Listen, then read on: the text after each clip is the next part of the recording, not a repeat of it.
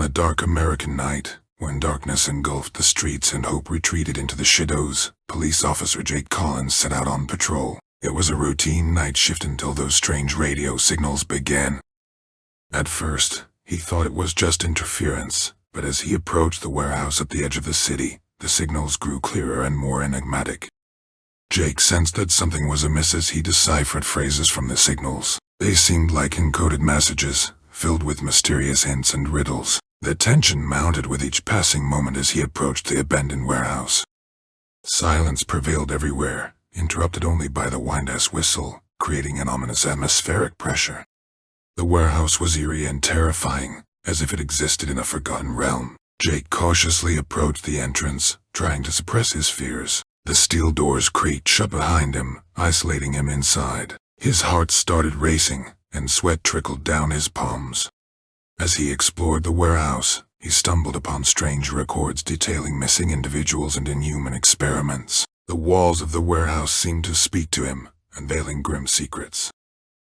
As he decoded the puzzles and deciphered the codes, he realized that the warehouse had been the site of something far more dreadful than a simple night shift. It was a place where unearthly research took place, delving into realms beyond human comprehension. At that moment, Jake understood that he had become entangled in something far more terrifying than just another night on duty. His mind began to suspect that the signals were sent by entities or forces that wanted to draw him here. Around him, there was something inexplicable, something that defied rational explanation. The shadows of the warehouse seemed to come alive, observing him with inhuman interest. His attempt to escape transformed into a nightmare. Each corridor felt like a trap, every turn a path into an unknown horror. The doors through which he had entered now seemed unreachable. The forces that surrounded him seemed more powerful than he could fathom. Every rustle, every breath made his heart pound even harder. As he delved deeper into the warehouse, the records grew increasingly horrifying. Experiments on humans, mutations, unfathomable entities, they all became part of his nightmare. He realized that the radio signals were merely the beginning, and that the fate of many was intertwined with these grim walls. With each passing moment, Jake realized that he was but a tiny cog in this terrifying machinery. He tried to resist, but his efforts were futile. Fear and desperation gripped him as he realized he couldn't win or escape. And finally, in a last moment, as he felt his mind slipping, he heard a voice faint and piercing. It was the voice of those who controlled this nightmare, a voice that informed him he had become a part of their world, a tool in their hands. The tale of the police officer, the abandoned warehouse, and the mysterious forces turned into a haunting nightmare for Jake Collins. He became a captive of his own fears and inexplicable events. No one ever found out what transpired that night, and the warehouse became a grim symbol of the secrets and horrors lurking in the American night. Through thick fog and damp night, Police Officer Elliot Johnson approached the abandoned bus stop, a place that inexplicably sent shivers down his spine. Everything around seemed engulfed in darkness, and the lamp above the stop flickered restlessly, as if highlighting the enigma of the place.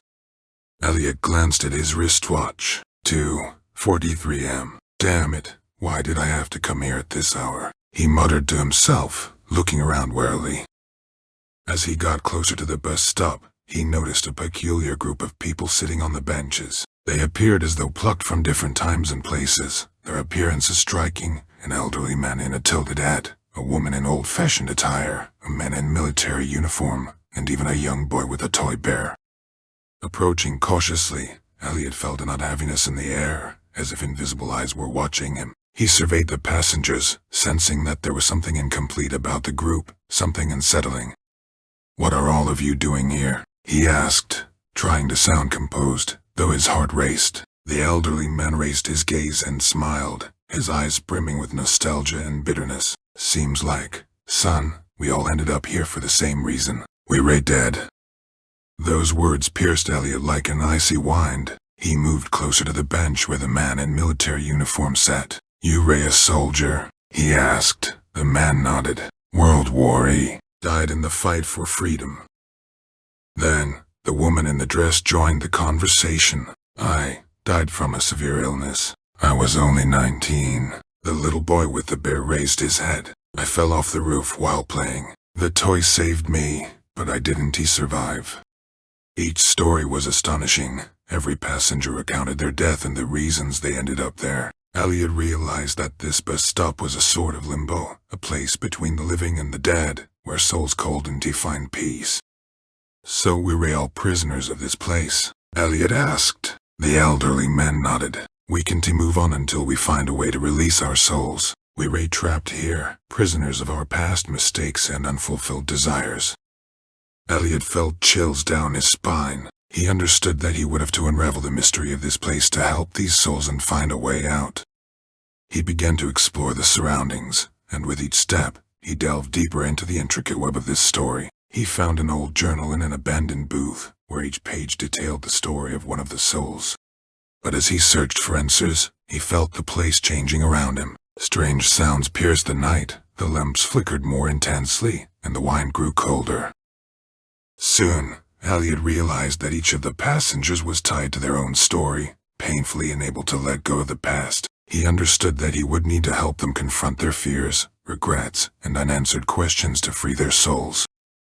Night after night, Elliot listened to their stories, helped the passengers clarify their emotions, and released them from the burden of the past. He became a bridge between two worlds, a conduit for departed souls.